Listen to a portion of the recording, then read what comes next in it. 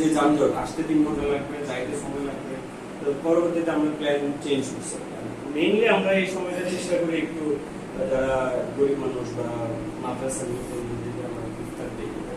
সবের নিয়তে হঠাৎ করে এবার মনে হলো যে আমরা একটা কাজ করতে পারি, সেটা হচ্ছে যে আমাদের যারা বেস্ট এমপ্লয়ি হয় এবং যারা প্রমোশন পায় এই মাধ্যমে যাদের কাছাকাছি যারা এখানে আপনারা যারা আছেন সবাই হচ্ছে আমার খুব কাছের মানুষ, আত্মীয় খুব ক্লোজ ফ্রেন্ড, এরাই হচ্ছে এখানে সবাইকে ইনভাইট করা হয়েছে। তো এখানে মূলত ভাবলাম যে তাদের সামনে আমরা এই পুরস্কারটা তাদেরকে দিই, তারাও এনকারেজ হবে করতে পারি। যে ম্যাক্সিমাম জায়গায় দেখা যায় যারা বেস্ট সেলার হয় বা বেস্ট পারফরম্যান্স হয় তাদেরকে থাইল্যান্ড নিয়ে যায়, মালয়েশিয়া নিয়ে যায়, বিভিন্ন দেশে নিয়ে যায়। আমার কাছে মনে হয়েছে যে আমাদের প্রত্যেকের মুসলমান হিসেবে আমাদের স্বপ্ন হওয়া উচিত সৌদি আরবে যাওয়া, মক্কা মদিনায় যাওয়া।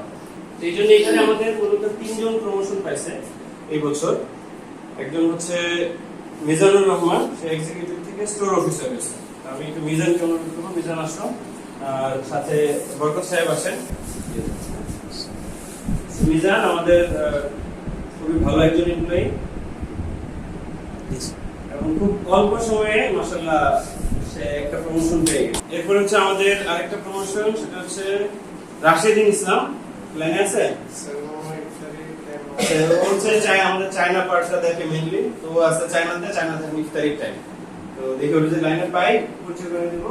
আরেকজন হচ্ছে আমাদের বরকতুল্লাহ, ও এক্সিকিউটিভ ম্যানেজার হিসেবে শুরু করছিল, আলহামদুলিল্লাহ সে তার সততা এবং পরিশ্রম দিয়ে অলরেডি আমাদের এই বছর সে জেনারেল ম্যানেজার হয়েছে এবং পাশাপাশি সে বেস্ট এমপ্লয়ি হয়েছে।